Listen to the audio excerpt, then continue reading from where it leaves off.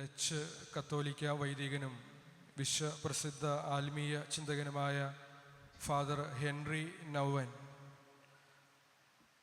അദ്ദേഹത്തിൻ്റെ ഒരു അടുത്ത സുഹൃത്തിൻ്റെ ഒരേ ഒരു മകൻ, ചെറുപ്പക്കാരനായിട്ടുള്ള മകൻ അപകടത്തിൽ അപ്രതീക്ഷിതമായിട്ട് മരിച്ചിട്ട് ആ വീട്ടിലേക്ക് ഫാദർ ഹെൻറി നൗവൻ പോകുന്നതിനെ പറ്റി അദ്ദേഹം ഒരു പുസ്തകത്തിൽ എഴുതുന്നുണ്ട്.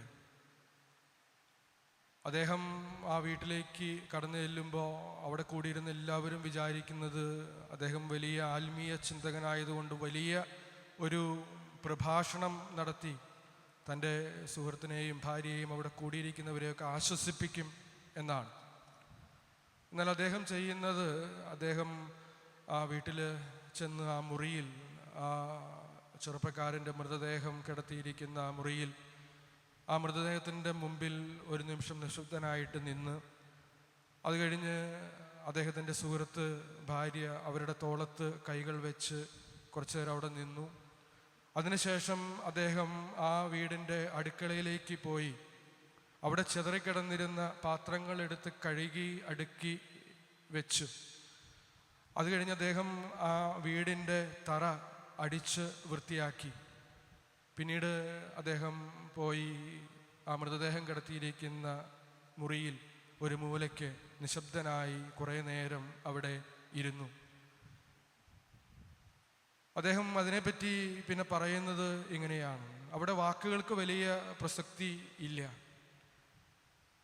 ബീയിങ് പ്രസൻറ്റ്, അവരോടൊപ്പം ആയിരിക്കുക എന്നുള്ളത് മാത്രമാണ് പ്രധാനപ്പെട്ട കാര്യം.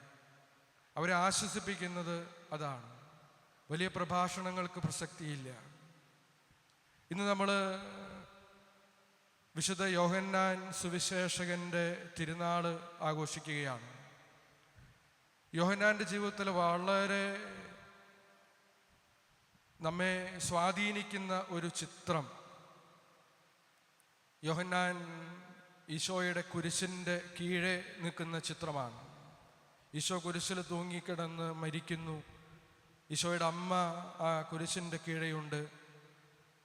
യോഹന്നാൻ നിശബ്ദനായിട്ട് അവിടെ നിൽക്കുകയാണ്. യോഹന്നാന് ഈശോയുടെ മുറിവുകൾ വെച്ച് കെട്ടാനൊന്നും പറ്റില്ല. ഈശോയെ കുരിശിൽ നിന്ന് താഴെ ഇറക്കാനും പറ്റില്ല. പക്ഷേ യോഹന്നാൻ നിശബ്ദനായി അവിടെ സന്നിഹിതനായിരിക്കുകയാണ്.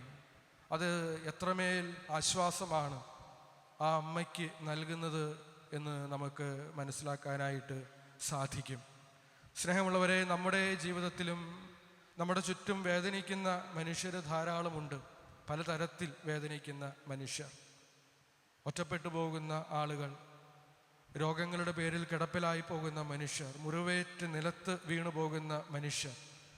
അവരുടെയൊക്കെ അടുത്ത് ആയിരിക്കുക, ബീയിങ് പ്രസൻറ്റ്. നമുക്ക് വലിയ കാര്യങ്ങളൊന്നും ചെയ്യാൻ സാധിച്ചെന്ന് വരില്ല.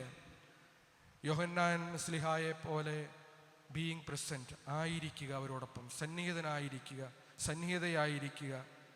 അത് അവർക്ക് നൽകുന്ന ആശ്വാസം വളരെ വലുതാണ് എന്ന് തിരിച്ചു അറിഞ്ഞുകൊണ്ട് ഈ ഒരു ആത്മീയത, ബീയിങ് പ്രസൻറ്റിൻ്റെ ഈ ആത്മീയത നമ്മുടെ ജീവിതത്തിലും സ്വീകരിക്കാനായിട്ട് നമുക്ക് ആത്മാർത്ഥമായിട്ട് പരിശ്രമിക്കാം.